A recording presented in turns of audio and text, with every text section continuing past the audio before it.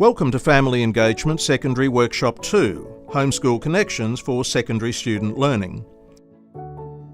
Family Engagement Secondary Workshop 2 is the second in a series of 3 workshops on family engagement for parents and teachers in secondary schools.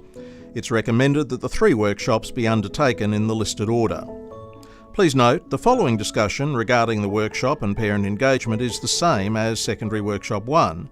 If all here present have done Workshop 1, you might wish to skip ahead in the video to the input from Andrew Fuller. Resources developed for each workshop include a video and a facilitator guide.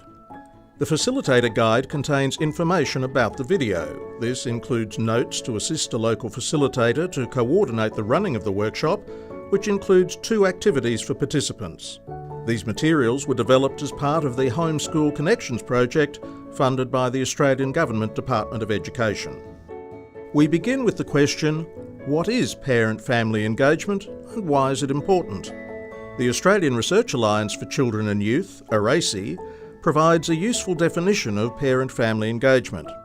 Parent and family engagement in learning is the capacity for families, in partnership with staff in schools, to support student learning and achievement by promoting interactions with children and young people that nurture positive attitudes towards learning, confidence as learners, and the development of subjective learning resources. In these workshops, the Homeschool Partnership is explored around not only student learning, but also student well-being. Over recent years, such challenges as floods and bushfires and the pandemic have shone a light on the importance of the connection between home and school as, in some instances, entire school communities have been majorly impacted by such challenges. Canadian researcher Debbie Pushaw speaks of parent engagement as a school's higher-order partnering with parents about their children's learning. It's more than just involvement. She states, "When it comes to engagement, there is a synergy in which parents and teachers are now working together, no longer with one above the other, but side by side, in a relationship in which a commitment is made to one another, both giving and taking, both leading and following, both listening and learning, and both knowing and deciding." Further, Debbie in 2021 stated, "I describe the movement towards parent engagement on the school landscape as a gentle revolution. From this, we aim to make tangible change to schools, passionately, fiercely, but always with love and respect for both educators and parents. It's no small feat, it's asking us to live in the world differently after all. The shift is not only critical, it's long overdue." The facilitator guide outlines Pushaw's research showing the evolution from parent information and parent involvement to parent engagement and parent leadership. Details of all research referred to in this video can be found in the facilitator guide. Debbie Pushaw notes research evidence shows that it takes getting to the place of parent engagement and leadership to positively impact student achievement and other educational outcomes. Otherwise, those efforts are nice, but they don't make a difference to the core work of the school.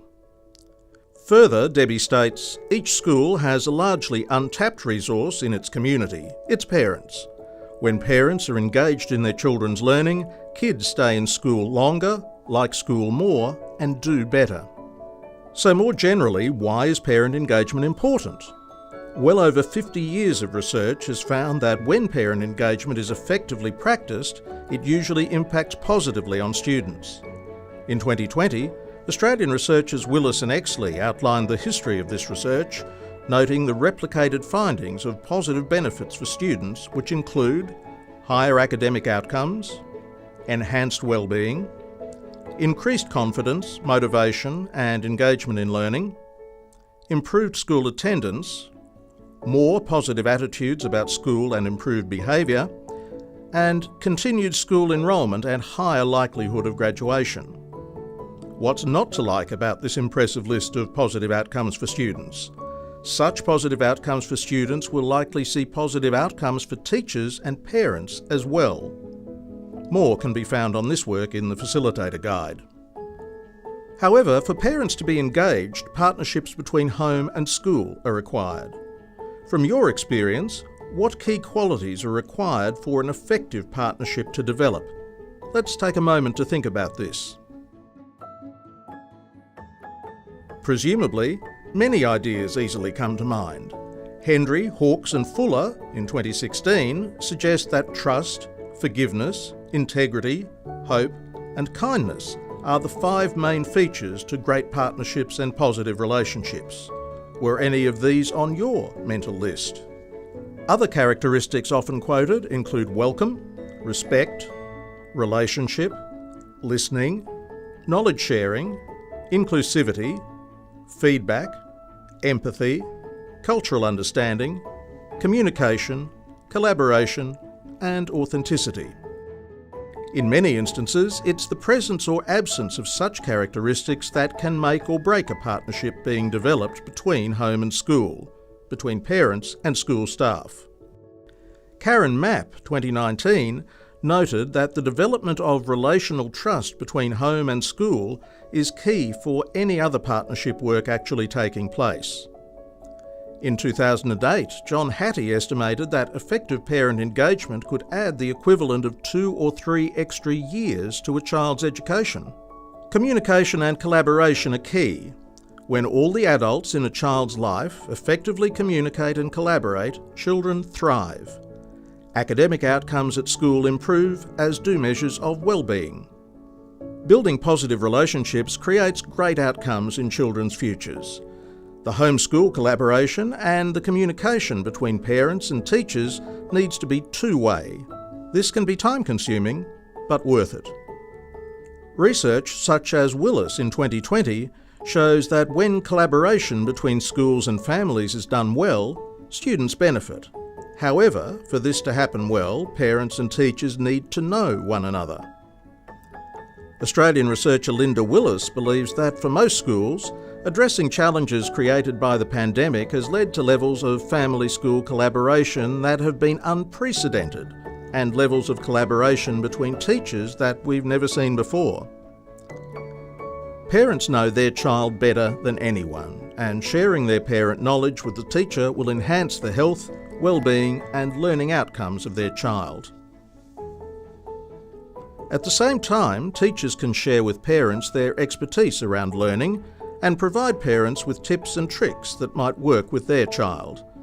When a school develops a culture of doing this well, parent-teacher relationships are nurtured and the health, well-being and learning of students is enhanced. We're reminded once again of Debbie Pushaw's comment, "I describe the movement toward parent engagement on the school landscape as a gentle revolution. From this, we aim to make tangible change to schools, passionately, fiercely, but always with love and respect for both educators and parents." Each family is unique and their circumstances and makeup are rich in diversity. There are blended, reblended and single-parent families as well as other expressions of family. Parent and family engagement needs to be inclusive of all families no matter what their characteristics. Most importantly, every school context has families who, for whatever reason, need to be especially welcomed before they feel included in the community. A core need for any partnership is a sense of welcome. Useful references for schools about welcoming families can be found in the Facilitator Guide. In a moment, you'll hear from Andrew Fuller, who has been described as someone who puts the heart back into psychology. He's a clinical psychologist who specialises in the health and welfare of young people and their families. He has worked with over 3,000 schools in Australia, New Zealand, Asia and the United Kingdom, and with more than 500,000 young people on core elements of resilience: connect, protect and respect, CPR, and building the resilient mindset. Soon you'll have an opportunity to discuss what you've heard with the people at your table. But first, let's hear from Andrew Fuller as he responds to questions in relation to homeschool connections for secondary student learning. There are 6 big skills that predict success in life. And those 6 big skills are planning, concentration, memory, impulse control, being able to calm yourself down and hold off and wait for things, emotional regulation, sometimes calming yourself, sometimes revving yourself up, and knowing your learning strengths.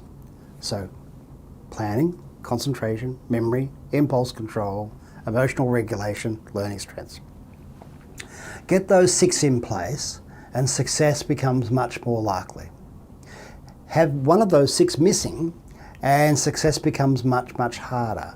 And we've all met adults who don't know how to plan, or can't focus on the main thing, or can't really organise their memories, or can't calm themselves down when they're upset, or can't basically hold off their first thought, or don't know about how they could be successful.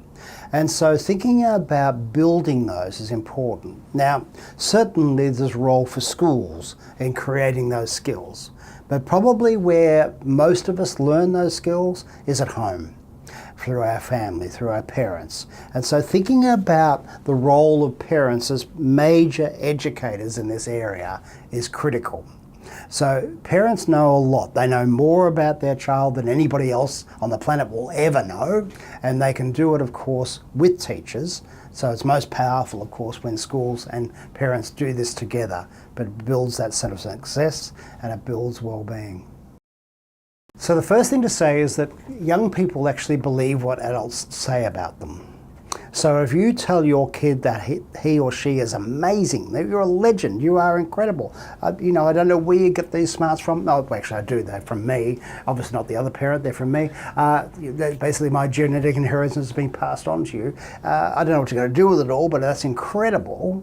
That's an incredibly powerful message to do.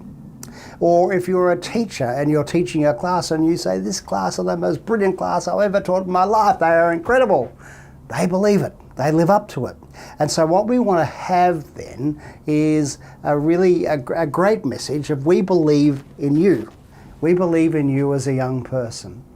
Now, at the same time, we also need to recognise that most great accomplishments started as very, very simple ideas, And one of my favourites would be, if you ever get a chance to have a look at the early drafts of Picasso's painting Guernica, which is really an interesting kind of process. You can actually look at the early kind of drafts of it. It started as a very simple drawing, and then he basically built it and built it and built it and built. So all of us are a bit like a potter, shaping and honing that clay into something which is valuable, but it's a slow, gradual stuff. So it's not about us having expectations that somehow you're going to produce the perfect pot first off, but by slowly, slowly, slowly building that skill, you're going to succeed. And I believe whatever that successes look like, you're capable of doing it.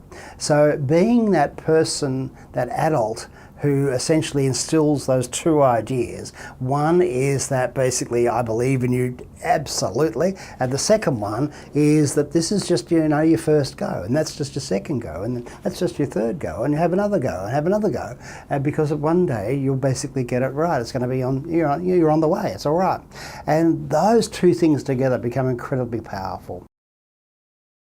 School-parent partnerships should be collaborative undertakings about changing the future, not basically giving an autopsy about what went wrong in the past. Basically, there are some parts of your brain that work faster than other parts of your brain.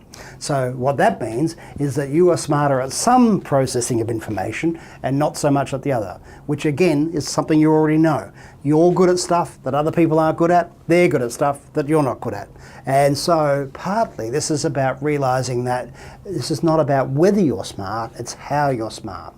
Now, most people then get into this kind of comparing themselves with other people, which is a bit of an unfortunate hobby, isn't it? Because, of course, you've got a different brain than other people, which is a waste of time. So our job's not whether you're as good or not as that person. Our job is to figure out how you're smart and to help you get even smarter and to broaden that if we possibly can. Now, that's true for students. It's also true for everybody. So this means that teachers have particular learning strengths, parents do as well. And so it's useful for us all to know our learning strengths because, of course, you're a parent and you go, oh, well, I've always been really good at spatial reasoning, thinking in pictures. I've also been really good at kind of thinking in logic, but I've always been pretty lousy, say, at numbers, okay? And then you kind of make an assumption that your child, chip off the block that they are, will be just the same as you. And then you might find that, heck, No, they're actually good at numbers and maybe not so crash hot in thinking logic or whatever it is, right? And so learning that your child is a different person than you can be a really valuable thing to do. It can be useful to look at the overlaps, but sometimes you'll be astonished at the differences as well. Similarly, it's useful for teachers to look at their own learning strengths because, of course, there's an assumption that everybody learns in the same way that I did. And when you do that, there's a tendency for teachers to teach in that way, even though some of the students may be completely disinterested in that way of teaching. So this is valuable for everybody to start to have a common language around what we can all do to get smart in our own ways. And when you do that, then what happens is motivation and engagement in learning increase right across the board. When we think about a genuine conversation, it's often thought of as a bit of almost a dance or a song sung between people that takes some time. And that's probably true for adult to adult and probably adult to child. Teenagers are a different kettle of fish. Parents need to be very maneuverable in terms of and be very selective at the core messages they want to have with kids. So rather than overdoing the number of words, because a lot of them can be just heard as blah, blah, blah, blah, blah, blah, blah, blah, blah, parents want to think about what are the core messages that I really want to do. Now, while that's true with teenagers, and that applies to teachers and parents both, there are moments where finally you can actually delve into the dark world of what's going on in your teenager's brain. And there's more than you would suspect, much more than you would suspect, but you won't access it generally. There will only be a few opportunities. With boys particularly, it's when they're horizontal, late at night, they're about to go to sleep, and often they'll just start to talk. Or it might be on a bit of a road trip when actually they take their earphones out and actually start to mention something that, seemed related to something that happened 6 months ago and you're astonished. And it's almost just being prepared to be there and to listen when that moment occurs. It won't happen that often. You can't always schedule it in. It's not going to be reliable because teenagers aren't kind of configured that way, but at the same time they do need you, they do need that conversation, and they do need for you to be interested in their point of view. Part of the art of having a happy, successful life is to try to balance the demands that are placed upon you and the skills that you have to meet those demands. And it's a fine art form. When our challenges exceed our skills, we topple into anxiety. When our skills exceed the challenges we've got, we often feel a bit bored, a bit disinterested, a bit avoidant. And so the sweet spot is about halfway between those, where we can feel that we're engaged in what is going on, we're challenged by it, but we feel able to have some skills that meet those challenges. And so what we then do in schools and in families is try to create environments where young people have, if you like, the chance to spend most time in that. Now, all of us basically don't learn this by ourselves. We learn it by being coached.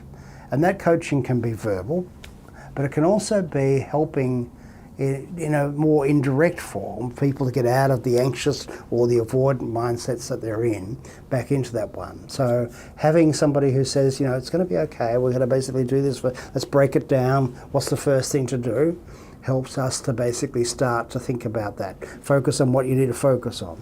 Or when we're avoidant, actually, I just wanted to ask your help about something. I wanted to get your input about something. I wanted to talk about your contribution and so on. And indicating that you value that young person basically moves them back into that resilient mindset bandwidth. Now, long term, we want that bandwidth to be as wide as it possibly can be because, of course, we don't want forces beyond your control to throw you out of whack from time to time in your life. That happens from time to time, but we don't want too much of that. And so we want then to have young people to learn to do that. Now, the way they learn to do that is not being taught it, it's not being told it, it's actually by having adults around you who show you different ways to do this. So it's not something we can tell you, but it's basically something that all people have to basically learn throughout their lives. When we create a community that basically connects, protects and respects one another, it plays a powerful role in building the foundation stones for a teenager to absolutely thrive and have a wonderful life. The connect, protect and respect mean that the adults around that teenager, plus the teenager themselves, have strong linkages to one another. There's a strong sense of belonging. There's a strong intention that we keep one another safe. We are all in the care of one another. And so we look out for one another. We take care of each other here in our family or in our school or in our community. And the respect one is to realise that we all have differences because we have different contributions to bring to this world. And respecting that your contribution will be different than yours and different than yours doesn't mean that one's better than the other. It's about basically thinking that's a valuable mix of things. And so in that context, that culture of doing that, we can then start to think about what are the skills that we really want to build. Now, we want our young people to feel that they are engaged, that they are passionate, they can step in to their lives, that they can basically create futures that they can fall in love with. And that means that we want to build a culture that supports that. And basically to support that, we want to basically try to think about how to create the resilient mindset. The resilient mindset takes people out of a state of anxiety or avoidance into a zone where they feel that they're challenged enough to basically test themselves, but they've also got some skills and some support to be in there. And when they do that, that then sets them up for even further success in their world. The learning strengths relate to different careers, really. So all careers kind of call upon different learning strengths. And so realising that your own particular configuration actually suits you to a particular career. So for example, a plumber who can't reason spatially and think about where things need to be is in a bit of bother. Same with a mechanic, and probably a surgeon as well, and a hairdresser, for example, as well. A judge that doesn't have thinking and logic, or a philosopher that doesn't have it, or even somebody who's trying to argue reasonably in mediation, for example. So we can think about then what are the careers that call upon particular learning strengths. And then from there you might then backtrack and go, okay, we don't know exactly what you want to do, but we know these are the sorts of learning strengths you have. So obviously a happy life is really trying to find the group who value what you have on offer. And so then it's thinking, okay, how do I find my niche, my tribe that I mentioned earlier? So then you might backtrack from that and go, okay, if I know basically these are my learning strengths, these are the sorts of professions and careers that basically relate to that learning strength. Now, what does that mean for the sorts of subjects I might want to think about selecting, say in year 10 or whenever? So, what have we just heard? Andrew Fuller notes the following. There are 6 big skills that predict success in life: planning, concentration, memory, impulse control, emotional regulation, and learning strengths.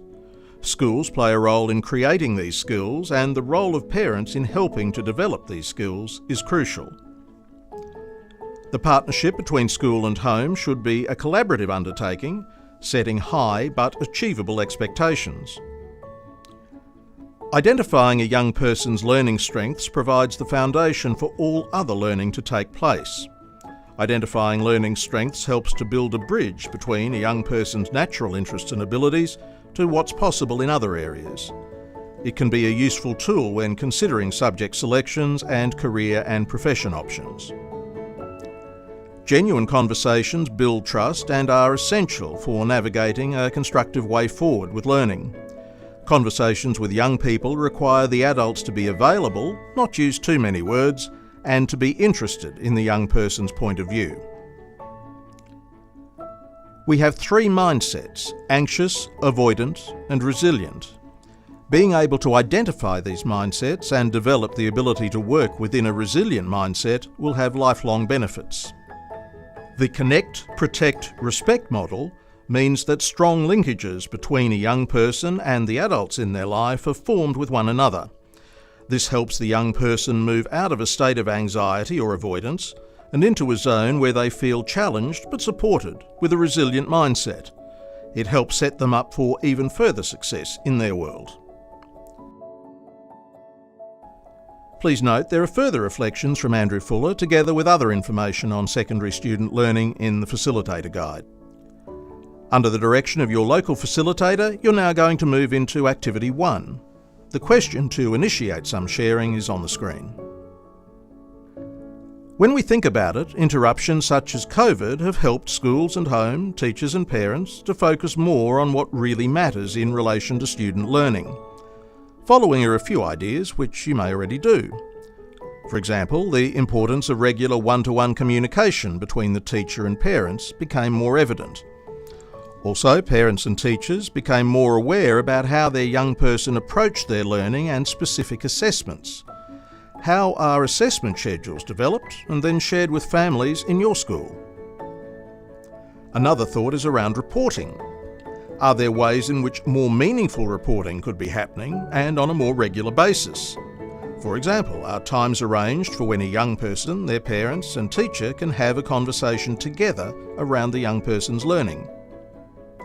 Also, we know how important it is to collaborate for planning future pathways. So when it comes to considering options for the young person's future, it's useful for them, their parents and their teachers to collaborate so they can explore possibilities and the various ways to support these identified opportunities. During this activity, please share your experiences of how the Homeschool Partnership has helped to improve student learning. The video will now be paused. Please follow the directions of your local facilitator.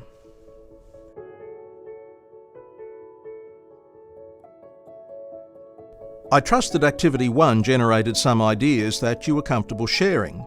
In time, a collation of these ideas will be posted on the Parent Engagement Toolkit website. There'll be more about that later. Now we're going to hear from some other people talking about the importance of the Homeschool Partnership for secondary student learning. Professor Donna Cross, OAM, has received multiple awards in Australia for her work and leadership in the field of mental health and well-being of children and young people. She's also internationally renowned for this work in the USA, Canada, Finland, Norway, Sweden, Denmark, Japan and Israel. Professor John Hattie is internationally acclaimed as a leading educational expert whose early experience was as a middle school and high school teacher. Professor Hattie's roles have included Director of the Melbourne Education Research Institute at the University of Melbourne and also Chair of the Board of the Australian Institute for Teaching and School Leadership, AITSL.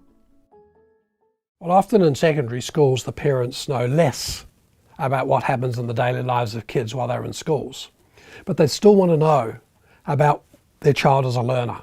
How they're coping with friends, how they're working with others, how they're interacting, how their progress is going. And again, during COVID, they saw all that quite vividly with their teenage children, much more than they do from the school reports. Having discussions with their child about what they're struggling with and seeing that as a positive discussion, I think that's really, really powerful. I think the worry I have in secondary is when the parents go along to that teacher-parent evening, and it's usually a 5 or 10 minute brief snapshot, different teachers, and it's very, very hard for a teacher to communicate much at all in those 5 or 10 minutes, despite all the evidence they might have. I would hope that there would be much more dialogue in the home about what it means to be a student in a secondary school, much more dialogue about learning, much more clarity when you see your teenage children interacting with other kids, how they go about solving problems, how you work with them as another solver of the problem, not as an adult, but another solver of the problem. They're watching you very, very clearly. I think you could have a dramatic role in that. But yes, I think it's harder in the secondary school system, but a lot depends on the homework you've done as a parent, as your child's going through elementary school, primary school, how you create conversations at the tea table about learning, about the whys, how you demonstrate when you fail and what you do about it. That's when it really comes home in the high school, that you can then have these conversations. It can be, you need to keep having these conversations with your teenage kids. It's just sometimes a lot harder. I think in secondary schooling it's even more critical That because many of us have limited understanding of the content that some of these kids are learning as they go through secondary, and given that they often don't want to share that detail with you, and given that sometimes it's quite specific what they're doing, then it's much more important that you worry about coping. Like particularly in the adolescent times where kids are going through quite big transformations as they start to have much more influence, power, and with their peers, their friends. And sometimes they don't want you to know their friends. They want to have that as their life. Having those coping strategies at that stage, how they deal with sadness, with rejection, with people telling them, their friends telling them they're wrong. These are really critical aspects for a teenage kid, and you being aware of this and having those open conversations. An open conversation where you're not closing it down, you're not rushing in with advice. They don't want advice, they want to be heard. And demonstrating that you can be a great listener is one of the most powerful things you can do as an adult. They don't want judgments. They know it's going to come, but don't rush to judgment. Open up that conversation, and sometimes you might want to walk away without resolution because they want to resolve it. They want alternatives. They want different ways of thinking, but they don't always want the answer. And that's a really powerful thing that we want to teach our adolescent kids particularly, is how do they go about resolving these problems? And they're going to get into much more. Now, boys typically are more able to walk away, resolve, and come back. Sometimes it takes the females, because of their socialization, a lot longer to resolve things. So sometimes realizing that these things go on a while and you have to be a continual listener is really, really critical, much more so than in the primary school years. We've worked out from a reasonably large study of 26 million kids, there are about 12 strategies that turn out to be really critical. But here's the hard part. It depends where you are in the learning cycle, which strategy works. The same strategy can work at one place, but it doesn't work in another place. Trying to develop this language of learning. Like a good question to ask all of you. How do you learn? Now, as adults, sometimes we struggle to answer that. Like most of us say things like, oh, I like to do, or I like to read, or, well, actually, if you're a good learner, that's not what you do at all. What you do is you might want to start there, but if doing doesn't work, great learners have other strategies. Not great learners have very limited strategies, and when the first one doesn't work, they do it again, and they wonder why it doesn't work. And they say, I'm not a good learner. By the time you get to the secondary years, the students, your child is often much more adept at language. And this is why we talk about the language of learning. And that's really, really powerful. The language of learning, not just school-related content stuff, but the language of learning about their environment, about how they work with others, which becomes far more critical in those teenage years. How they talk to you in terms of their language. Many kids at all ages, particularly teenagers, have to learn to code switch. There's a certain language you use with your friends, there's a different language you use with your parents, there's a different language you use with your siblings, there's a different language when you go to a shop of different kinds. And that's a skill. Often the students who have no code switching skills get into troubles because they are misunderstood in their language across different settings. And so learning that code switching is something that we can worry about, particularly in the upper primary, early teenage years, of when it's appropriate to use certain kinds of language. And that's a real skill that can be developed. So that's as critical. But the other part of it is coming back to that theme always, trying to get them to talk about how they're thinking, about the decisions they made, about what they took into consideration as those making those decisions, how they weighted those components to make a decision. Those are all the gist of great conversations with teenagers.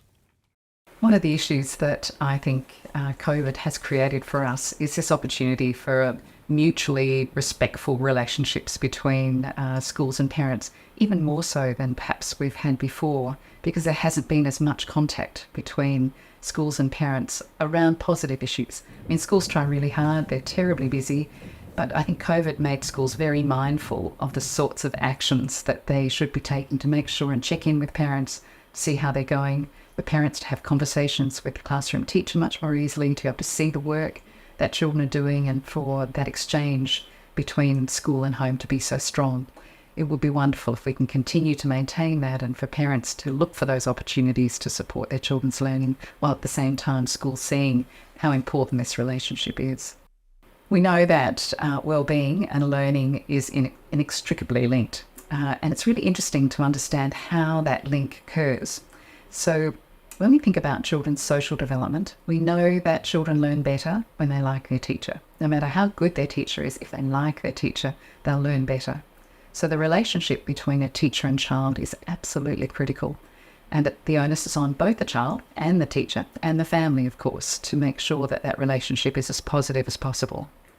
We also know that when children get along well with their peers, they learn better in the classroom. So when there are opportunities for cooperative learning, which of course happens in both primary and secondary environments, children learn better when they feel positive about the children that are around them. Children also learn really well when there's pro-social children in their group, so children who are really skilled. And children are at different levels of skill, similarly as they are to maths and to English, as they are with their social skills. So some children learn those social skills really early, and some children learn them a little bit late. And that lag benefits so much by being around other children who are learning.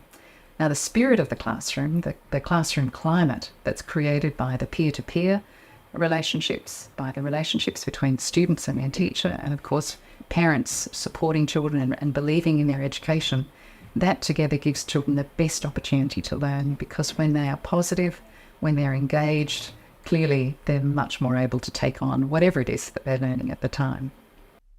One of the most interesting things that we've found in our research is how children are influenced by their emotions. So when a child is in a classroom and they're feeling happy and they're feeling positively supported, they learn better. But we also know that the reverse is true, and that's when children are feeling anxious or they're feeling sad, they're less likely and less able to take on learning. The best example, we think about the impact of our emotions on our cognitive development, is that if any time any of us, even as adults, get upset, we're less able to think clearly. So if we take that back to the classroom, if a child is worried about being bullied at lunchtime, or maybe a relationship in the classroom isn't operating quite as well, their focus on the emotion that sits with that is inhibiting their ability to remember and to learn in the best possible way. So it's absolutely critical that we're mindful of children's social and emotional development in a classroom, and that we create classrooms that are calm and that are positive, and that parents are encouraging and enabling their children to enjoy their classroom environment, and of course teachers working so hard to do the same as they do, because all of those components together enable kids to be able to function and remember and process cognitively those things that are passed on in the classroom. COVID, I think, pushed all sorts of boundaries for all of us. We all learned different ways to work, different ways to engage with people, and I'm sure in everyone's experience there were things that happened that were really positive during this time. And the silver linings, I think, for schools and for children was the opportunity for the school and families to be much closer than we've ever seen before, and for parents to get insight into how their children are learning, and often the ways that they're learning, beyond just the homework experience. Our poor teachers were frontline, and I think parents were much more conscious of the roles that the teachers play within our community, not just in supporting our child. And so those that level of appreciation. In fact, in some schools we've noticed that that the level of appreciation for teachers has changed and increased very positively, and it would be wonderful if the community continued to hold that mutual, respectful relationship with schools, and recognising the critical role that schools play within our community to enable it to function effectively. I think one of the positive outcomes to start with is I think parents have a much deeper understanding of how hard teachers work, and about the quality of effort that goes into helping children to learn. That insight that came from your children working from home and observing teachers interacting with children, I think was such a critical opportunity for us to demonstrate how frontline teachers are during this time, and how important that relationship between the home and school is, which was exemplified during that COVID shutdown. Under the direction of your local facilitator, you're now going to move into Activity 2. The questions to initiate some sharing are on the screen. When we consider these questions, there's much evidence of how teachers and parents can work in partnership with each other to benefit a young person's learning. following are a few actions that can be undertaken with this partnership in mind. A key takeaway from this activity will be some new actions that you'll undertake to nurture homeschool partnerships to benefit student learning. Once again, you may already do some of these things, but the actions could include schools including families in the Transition to High School program, so that all collaborators are familiar with what high school will look like, expectations, and the ways all can continue to be engaged in learning. Another is using technology such as the school portal to communicate between school and home about the young person's learning. Considering the assessment schedule and reducing additional pressures during those peak assessment periods. Also, having regular, meaningful conversations about learning at home, at school, and between home and school promote learning. Ensuring these conversations clearly articulate expectations and hopes for the future have huge impact on outcomes. The video will now be paused on the question, and the local facilitator will organise the activity as outlined in the facilitator's guide.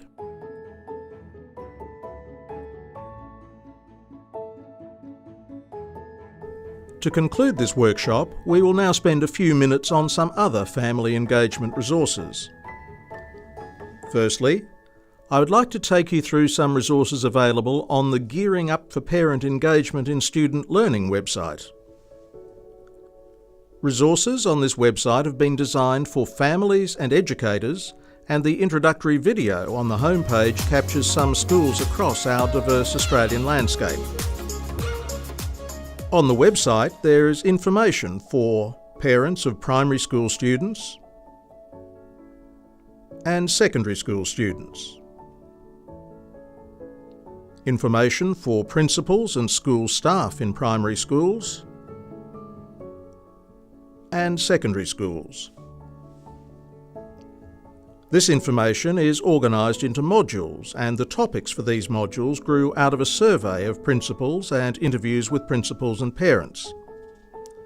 There are also case studies showing videos of principals and parents discussing key topics in relation to the homeschool partnership. And the newest resources include 3 primary school and 3 secondary school family engagement workshops, each consisting of a video and a facilitator guide for parents and school staff. The website address is www.parentengagementcspa.edu.au. All these resources are freely available to all schools.